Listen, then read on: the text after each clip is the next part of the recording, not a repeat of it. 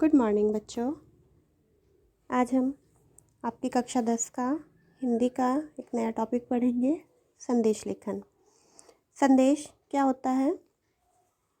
किसी के द्वारा कराई गई या भिजवाई गई बात संदेश कहलाती है। यानी कि हम किसी को जब मैसेज देते हैं या देना चाहते हैं, किसी के लिए मैसेज छोड़ते हैं, वो क्या होता है? संदेश होता है। संदेश लेखन देखिए इस बार आपके कोर्स में है, 10th में, बोर्ड में भी आएगा आपका ये टॉपिक, तो इसको अच्छे से समझ लें। इस शब्द की उत्पत्ति संस्कृत के शब्द सम और दिशधि से मानी गई है। इसका अर्थ होता है खबर या समाचार प्राप्त होना।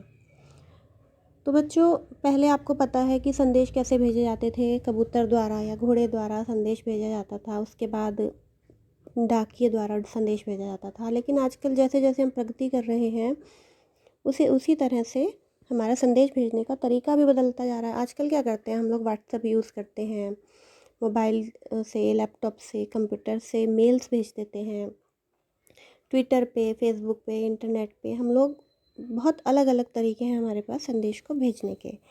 तो इस संदेश को भेजने के लिए देखिए, संदेश के प्रकार: पर्व त्योहार, उत्सव संदेश। पर्व त्योहार पर हम संदेश भेज सकते हैं, जैसे दिवाली, ईद, होली आदि पर शुभकामना संदेश भेजते हैं।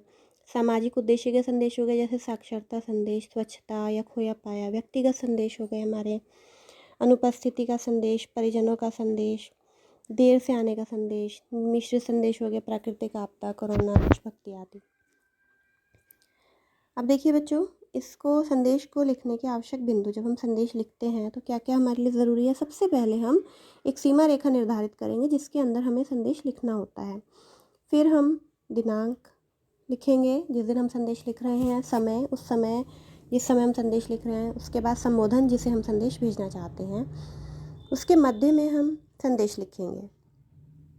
संदेश लेखन में हमें केवल महत्वपूर्ण बातों को लिखना है, अनावश्यक बातों से हमें बचना है।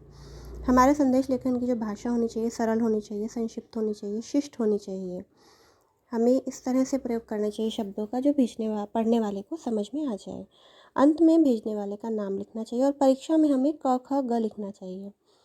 विषय के अनुकूल जब हमें ज़रूरत हो, हम श्लोक, दोहे, तुकांत शब्दों का प्रयोग कर सकते हैं। शब्द सीमा 30 से 40 शब्द हमारे संदेश लेखन में होने चाहिए। देखिए बच्चों, इसका प्रारूप: संदेश, दिनांक, समय, संबोधन, विषय वस्तु, नाम, ये प्रारूप है। इसी पर हमें संदेश लिखना है। आइए एक उदाहरण दिखाती हूँ मैं आपको। होली के त्यौहार पर मित्रों को शुभकामना संदेश। सबसे पहले ऊपर लिखा हमने संदेश, फिर बाईं तरफ हमने तिथि लिखी, फिर समय लिखा। समय आप दाईं तरफ भी लिख सकते हैं और बाईं तरफ तिथि के नीचे भी लिख सकते हैं। इसके बाद देखिए संबोधन: प्रिय मित्रों, कल रंग से भरी होली है। ये रंग आपके जीवन में सदा खुशियाँ लाएं, आपके जीवन में सुख समृद्धि का आगमन हो। इस पावन पर्व पर मेरे परिवार की ओर से हार्दिक शुभकामनाएं। क ख ग, देखिए अंत में क ख ग लिखा हमने। इसके बाद देखिए दूसरा उदाहरण, आपके मित्र वैभव ने तैराकी में प्रतियोगिता जीती, स्वर्ण पदक हासिल किया। उसमें आप उसे बधाई पत्र भेज रहे हैं, बधाई संदेश भेज रहे हैं। देखिए संदेश, तिथि, समय: प्रिय वैभव, शाम को टीवी में तुम्हें देखा, तुम्हारी उपलब्धि के विषय में पता चला। तैराकी में तुम्हें स्वर्ण पदक मिला, ओलंपिक में तुम्हारा चयन हो गया है। तुम्हारी मेहनत रंग लाई, आगे चलकर देश का नाम रोशन करेंगे। मेरी ओर से बहुत बहुत शुभकामनाएं, बधाई। आयुष शर्मा। इस तरह से हमें अन्य अलग अलग विषयों पर हम संदेश लिख सकते हैं। बस आपको प्रारूप पता होना चाहिए और जो मुख्य बातें हैं संदेश लिखने की वो आपको ध्यान रखनी है। Thank you.